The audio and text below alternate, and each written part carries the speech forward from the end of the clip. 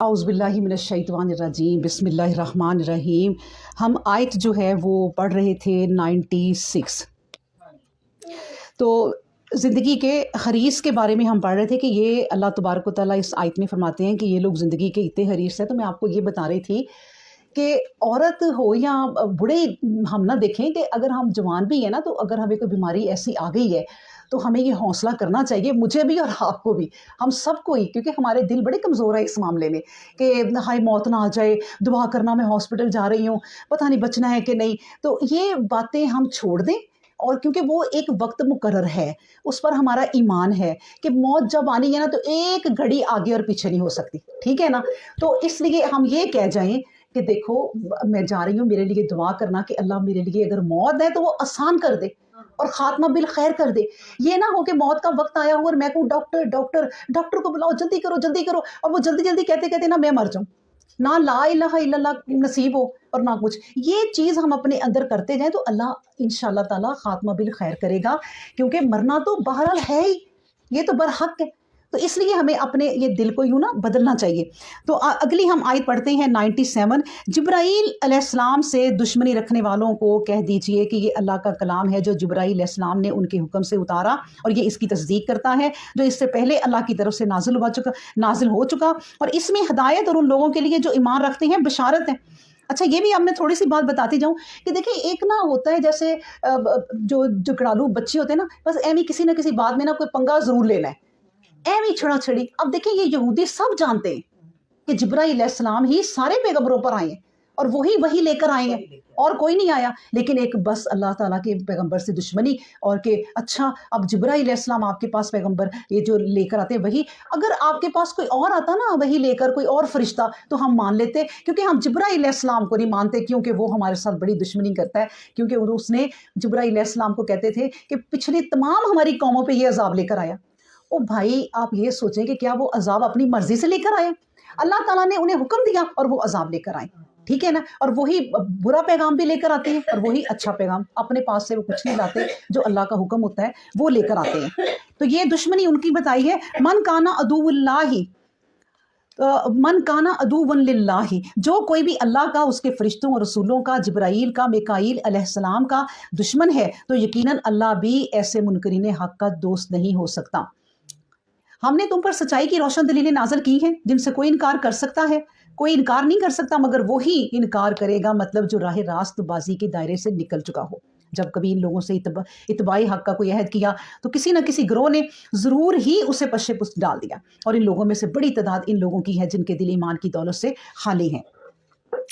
फिर कहा जा रहा है कि उस वक़्त को याद करो जब अल्लाह का एक रसूल इस किताब की तस्दीक करता हुआ आया जो पहले से इनके पास मौजूद थी, यानी हज़रत मसीह का ज़हूर हुआ। तो इन लोगों में से एक गिरोह ने जो किताब इलाही रखता था, किताब इलाही को इस तरह पीठ पीछे डाल दिया गोया कि वो इसे जानते ही नहीं। इन लोगों ने नमाल व अहकाम की पैरवी की जिन्हें शैतान सुलेमान अलैहिस्सलाम की तरफ मंसूब करके पढ़ा करते थे। हालांकि सुलेमान अलैहिस्सलाम कभी कुफर का मुर्तकिब नहीं हुआ था, बल्कि ये इन्हीं शैतानों का कुफर था कि लोगों को जादूगरी सिखाते थे। अब देखिए, ये आयत पहले यहाँ तक थोड़ी सी समझ लेते हैं। मतलब ये कि ये लोग, अल्लाह पाक कहते हैं कि सुलेमान अलैहिस्सलाम के ऊपर डालते हैं कि वो जादू का दौर था, लेकिन सुलेमान अलैहिस्सलाम इसमें कोई शामिल नहीं थे। असल में बात ये है कि जब सुलेमान अलैहिस्सलाम का दौर था, उस वक़्त जादू अरूज पर था। जैसे मैं आपको बताऊं कि हर दौर में ना कोई एक चीज़ होती है जो बड़े अरूज पर होती है। आज के दौर में क्या चीज़ अरूज पर है? मोबाइल। बिल्कुल, देखिए नेट, ये चीज़ छाया हुआ है। वो कहते हैं मैंने आज ये मोबाइल लिया, अब इसके ऊपर ये चीज़ छाई हुई है ना। जादू वगैरह की कभी किसी को बात करते अब देखा, कोई किसी का ध्यान नहीं जाता। अब सिर्फ मीडिया की बात होती है, नेट की बात होती है, ये बातें आजकल चलती हैं। तो उस दौर में जो सुलेमान अलैहिस्सलाम का दौर था, जादू ही जादू था, और लोग आला से आला जादू सीखते थे और करते थे और जादू को मानते थे। तो वो अल्लाह तबारक व तआला कहते हैं कि वो सुलेमान अलैहिस्सलाम इस तरह का कुफर नहीं कर सकते। ये लोग ही थे उस वक्त जादूगिरी लोगों को सीखते थे, शैतान उनमें घुसा हुआ था जो जादूगिरी उनको सिखलाते थे। फिर अगली बात इस आयत की ज़रा पढ़ें, देखें, ये भी सही नहीं, غور سے یہ آیت سنیں، یہ بھی صحیح نہیں۔ دیکھیں اللہ شروع میں کیا کہہ رہا ہے، وما انزلا علی الملائکین، یہ بھی صحیح نہیں کہ بابل میں 2 فرشتوں ہاروت ماروت پر اس طرح کوئی بات نازل ہوئی تھی، وہ جو کچھ بھی کسی کو سکھلاتے تھے تو یہ کہہ دیتے تھے کہ دیکھو ہمارا وجود تو ایک فتنہ ہے، پھر تم کیوں کفر میں مبتلا ہوتے ہو، لیکن اس کے باوجود ان لوگوں سے سیکھتے جن کے ذریعے شوہر اور بیوی میں جدائی ڈالنا چاہتے تھے۔ دیکھیں یہاں تک یہ بات سمجھے، جو لوگوں کے ذہن میں یہ بات آتی ہے کہ یہ ایسا ہوتا تھا، اللہ نے کہا ایسی کوئی بات نہیں ہے، انہوں نے اپنے پاس سے یہ کہانیاں بنائی ہوئی ہیں۔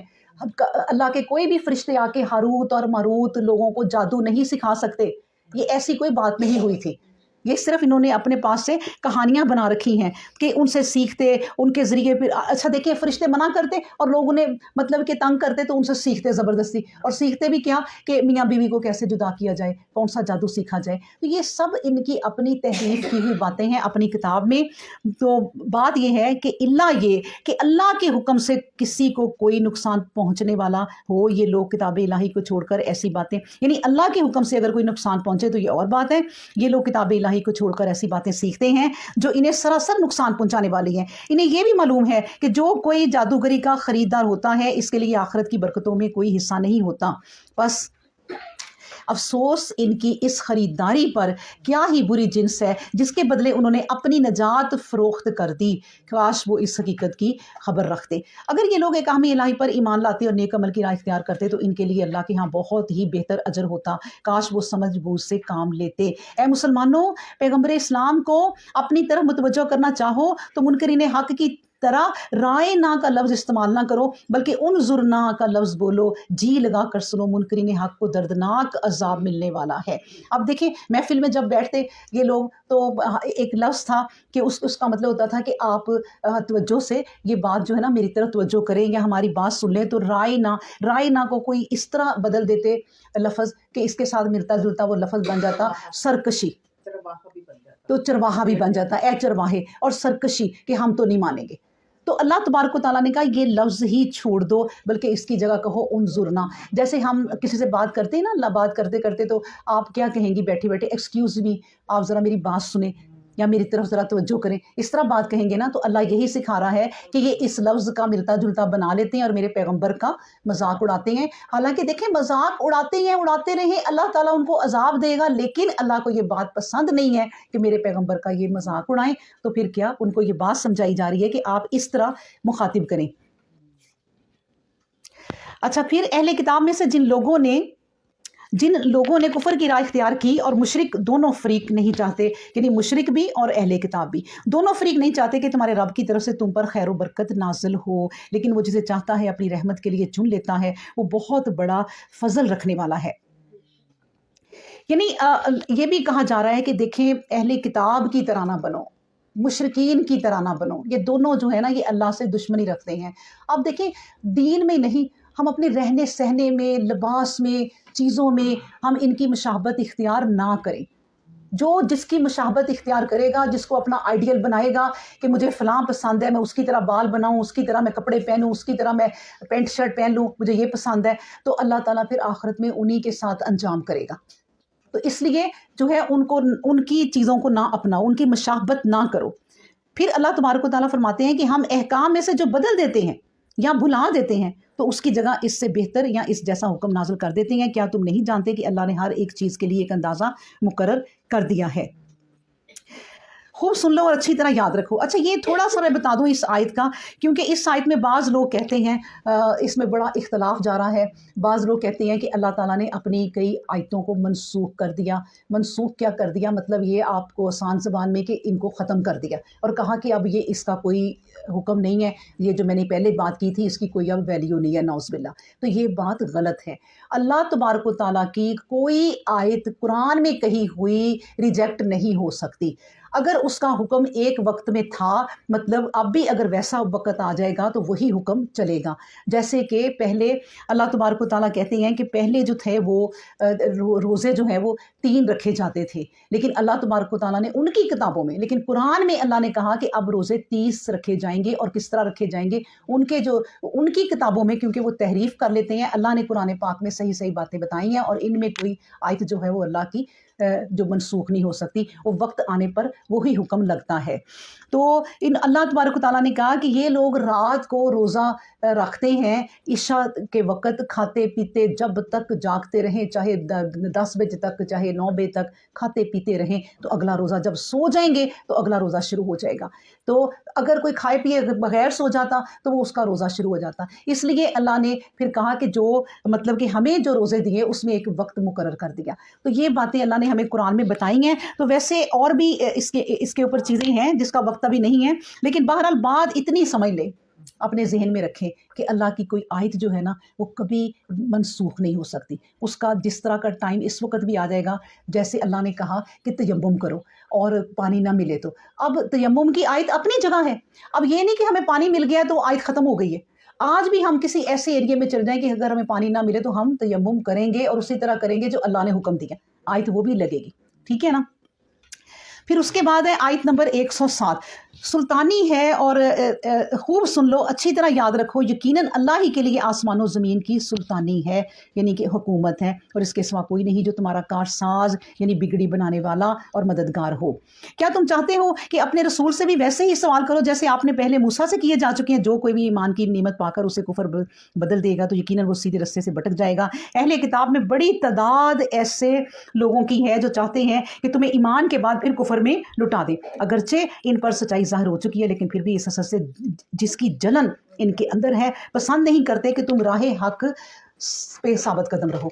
बस अफू दरगुजर से काम लेते रहो, इनके अज़ाइम को मट्टी में दबा दो यहाँ तक कि अल्लाह का फैसला जाहिर हो जाए, क्योंकि अल्लाह ने हर चीज़ के लिए एक अंदाज़ा मुकर्रर किया हुआ है।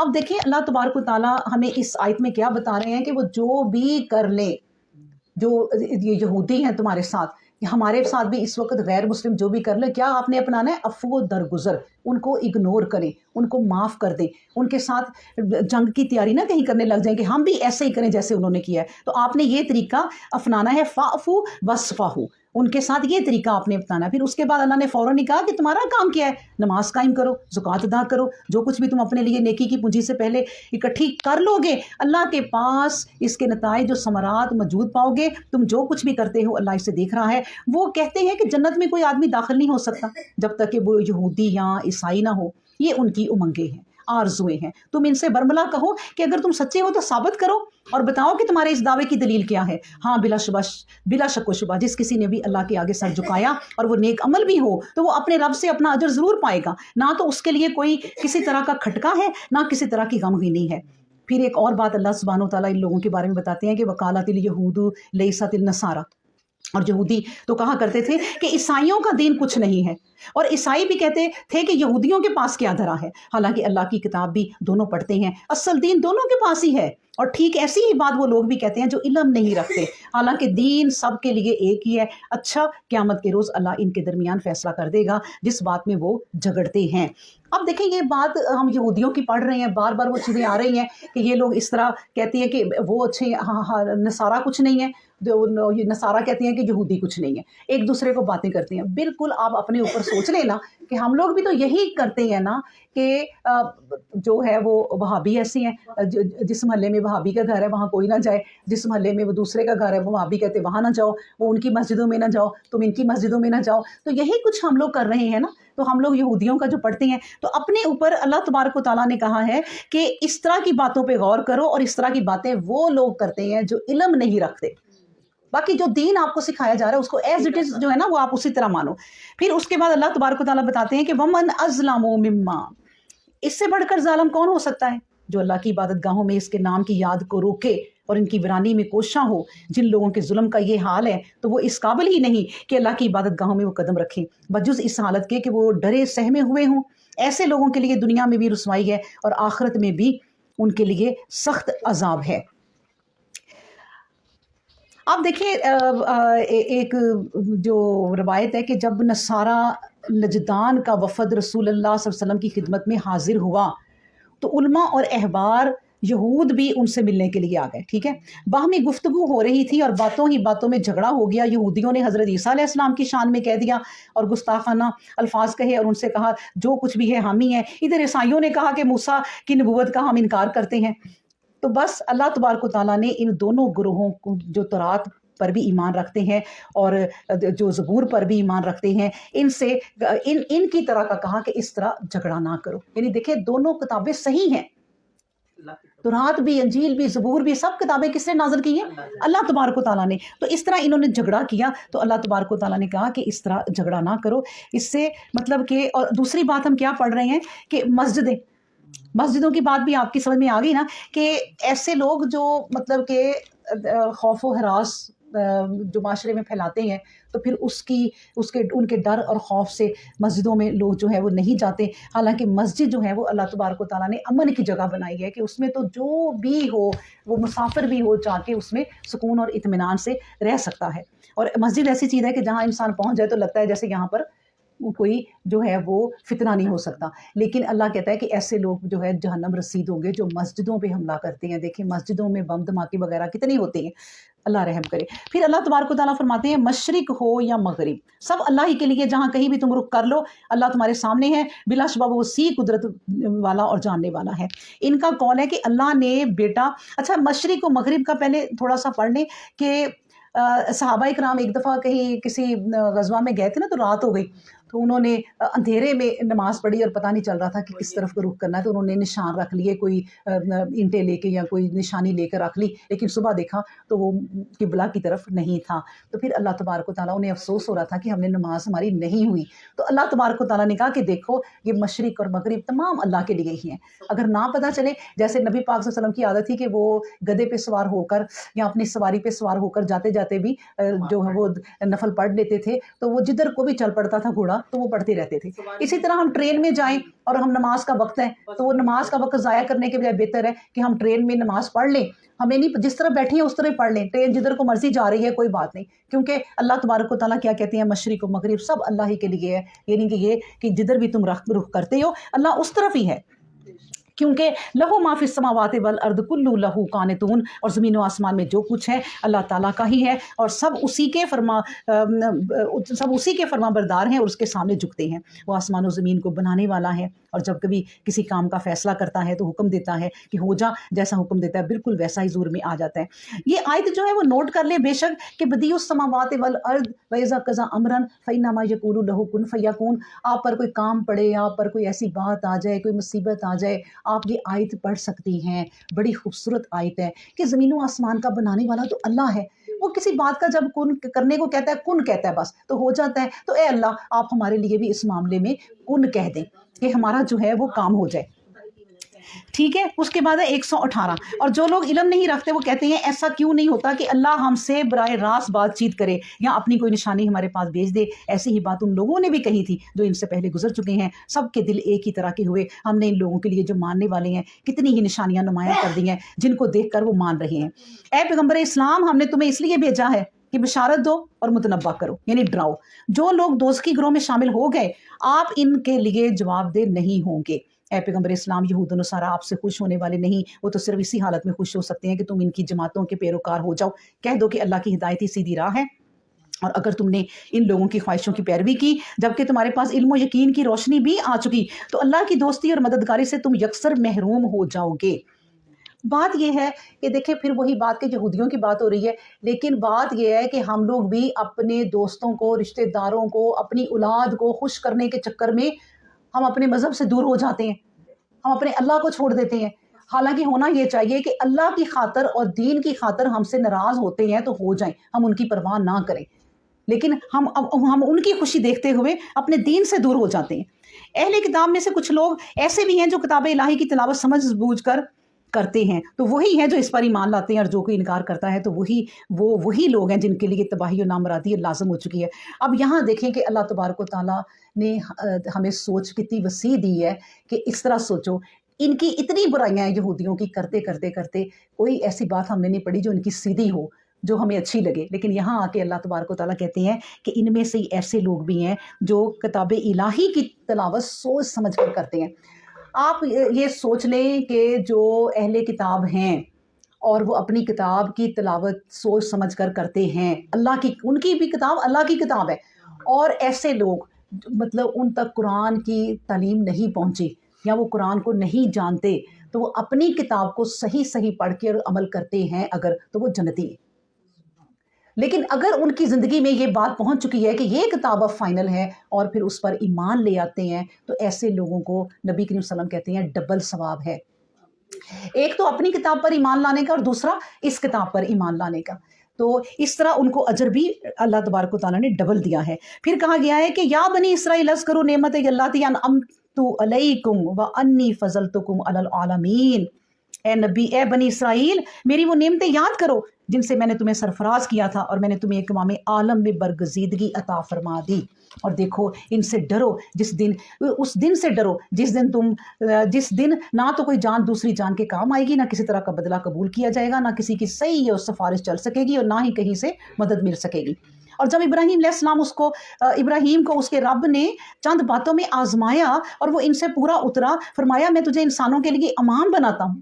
پھر ابراہیم نے عرض کیا ہے اللہ کیا میری اولاد میں سے بھی، اس کو جواب دیا گیا کہ جو ظلم و معصیت کو اختیار کریں گے ان کے لیے میرے اس عہد میں کوئی حصہ نہیں ہے۔ تو دیکھیں اللہ تبارک و تعالیٰ ہمیں اس بات سے ہمیں کیا پتہ چلتا ہے، یہ آیت تو غور سے سمجھیں کہ ابراہیم علیہ السلام کے چند کلمات، ان کی باتیں، ان کے جو فیصلے ہیں وہ اللہ کے بارے میں پسند آئے تو اللہ نے انہیں کیا کیا، دنیا کا امام بنا دیا۔ اسی طرح اللہ کو کسی کی بات پسند آتی ہے تو وہ جنتوں میں جاتا ہے، اور جنتوں میں جا کے کن کے ساتھ رہتا ہے، جو اللہ کے پسندیدہ بندے ہوتے ہیں۔ پھر ایسے بندوں کو جو صحیح دین پر چلتے ہیں اور کوشش میں لگے رہتے ہیں کہ ہم سے کوئی غلطی نہ ہو، کیونکہ انسان ہے ان سے غلطی تو ہوتی ہی ہے، لیکن کوشش میں لگے رہتے ہیں، یاد رکھیں اللہ تبارک و تعالیٰ انہیں دنیا میں بھی عزت دیتا ہے، انہیں دنیا میں بھی پھر امام جیسی ہی عزت دیتا ہے جیسے ابراہیم علیہ السلام کو دنیا کا پھر امام بنا دیا۔ کیسے کہ آج بھی ہمارے امام وہی ہیں۔ کیسے؟ نبی پاک صلی اللہ علیہ وسلم کو کہاں جا رہا ہے کہ دین حنیف پہ چلو، اے نبی جو ابراہیم دین لے کر آئے ہیں ان پر چلو، ان کا دین بالکل صحیح تھا، ان کی جتنی باتیں انہوں نے کی وہ ساری اللہ تبارک و تعالیٰ نے قرآن پاک میں لکھ دی کہ وہ باتیں صحیح ہیں۔ تو ان کو پھر جب باتیں اللہ کو پسند آتی ہیں تو اللہ انہیں امام بنا دیتا ہے، پوری دنیا کے لیے انہیں امام بنا دیا۔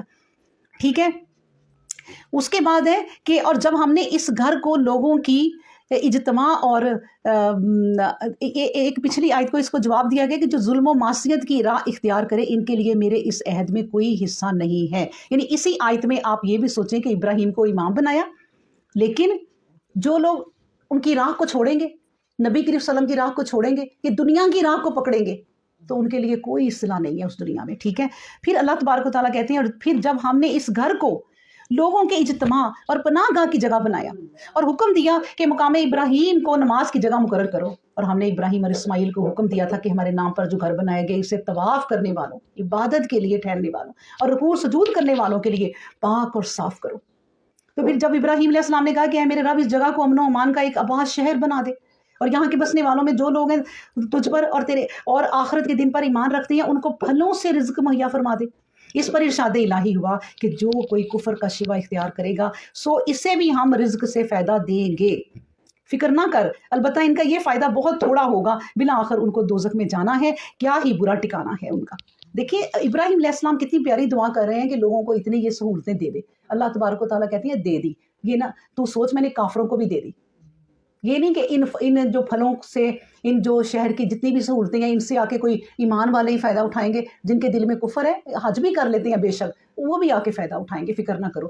لیکن بات یہ ہے کہ دیکھیں حضرت ابراہیم علیہ السلام کے تقریباً 8 بیٹے تھے، جن میں سے ہم ذکر جو ہے وہ اسحاق اور یعقوب کا ہی پڑھتے ہیں۔ کیوں؟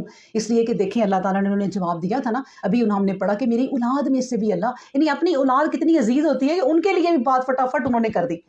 تو اللہ تعالیٰ کہتے ہیں کہ چاہے تمہاری اولاد ہی کیوں نہ ہو، اگر وہ ظلم پہ ہوئے، شرک پہ ہوئے، اللہ کے دین پہ نہ ہوئے تو ان پہ کوئی لحاظ نہیں کیا جائے گا، چاہے وہ ابراہیم کی اولاد میں سے کیوں نہ ہو جائے۔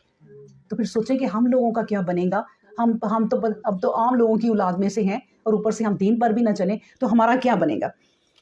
پھر اللہ تبارک و تعالیٰ کہتے ہیں اور جب ابراہیم بیت اللہ کی بنیادیں اٹھا رہا تھا اور اسماعیل بھی دونوں کہہ رہے تھے کہ اے ہمارے رب ہمارا یہ عمل تیرے حضور قبول ہو، بلا شبہ تو ہی جو ہے جو دعاؤں کا سننے والا اور جاننے والا ہے۔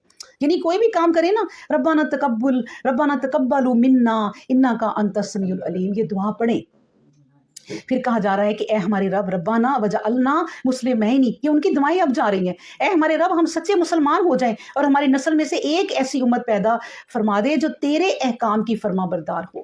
اے اللہ ہمیں ہماری عبادت کے صحیح طور طریقے بتلا دے اور ہم سے درگزر فرما، بلا شبہ تیری ہی ذات ہے جو درگزر کرنے والی، پیار کرنے والی ہے۔ اے ہمارے رب، اس بستی کے بسنے والوں میں تیرا ایک رسول پیدا ہو جو انہی میں سے ہو، وہ تیری آیتیں پڑھ کر لوگوں کو سنائے، کتاب و حکمت عقل کی باتوں کی تعلیم دے، جو ان کی اصلاح کر دے۔ یقیناً تیری ہی ذات ہے جو حکمت والی اور سب پر غالب ہے۔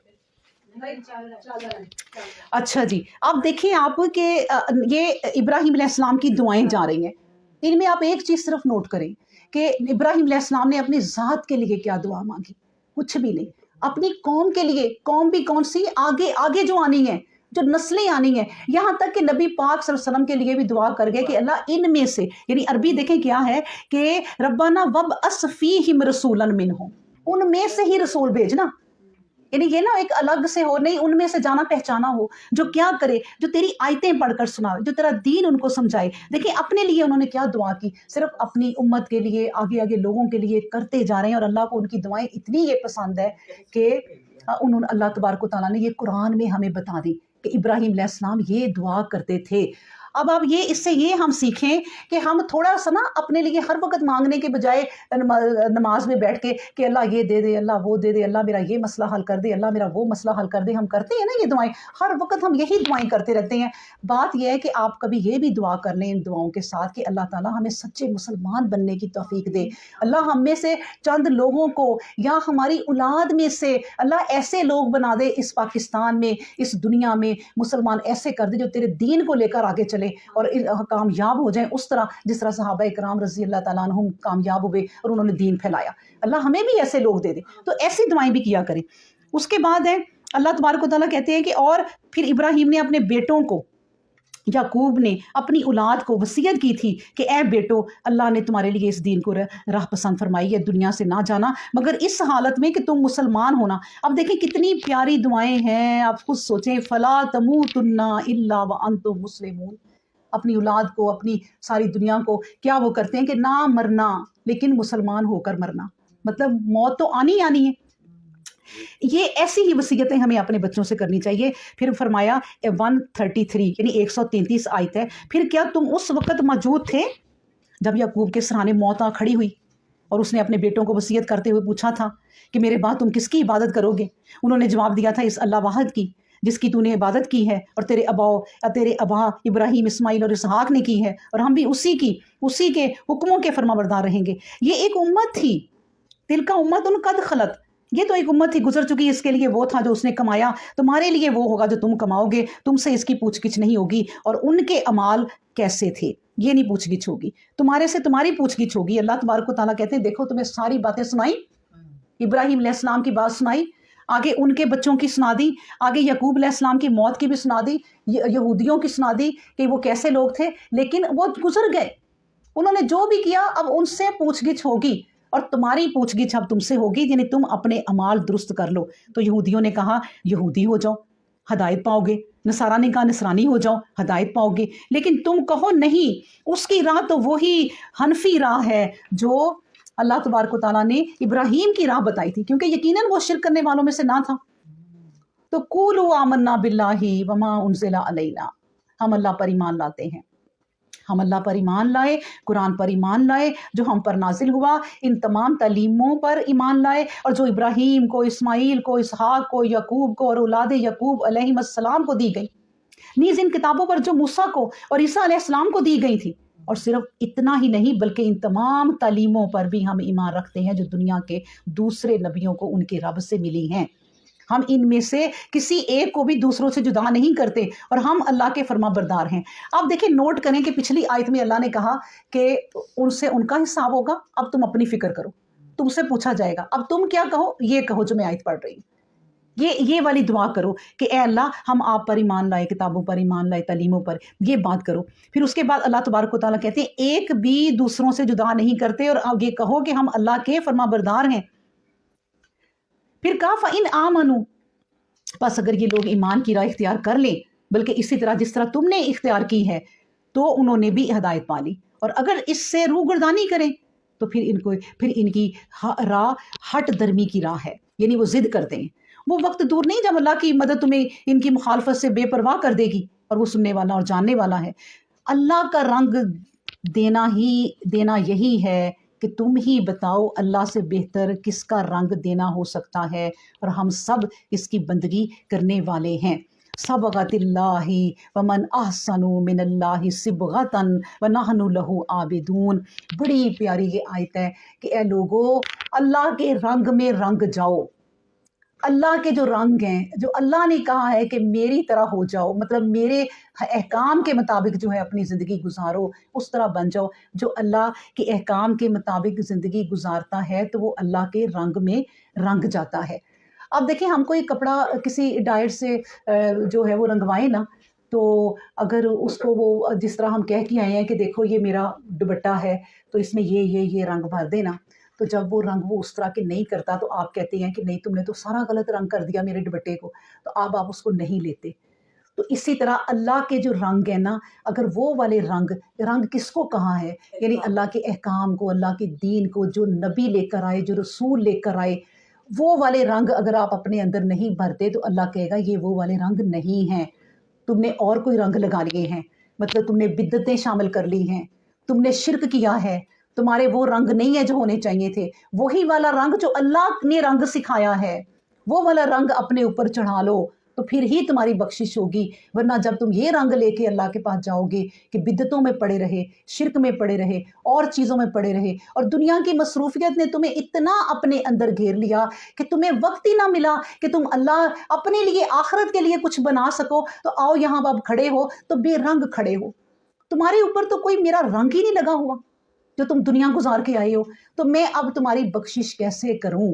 क्योंकि इस वक्त अगर तुम कहो कि अल्लाह मैं बहुत शर्मिंदा हूँ कि मेरी ज़िंदगी में तेरा रंग नहीं चढ़ा कोई, तो मैं बेरंग यहाँ खड़ी हूँ, तो ए अल्लाह मुझे माफ़ कर दे, मैं बहुत शर्मिंदा हूँ, तो उस शर्मिंदगी का कोई फ़ायदा नहीं।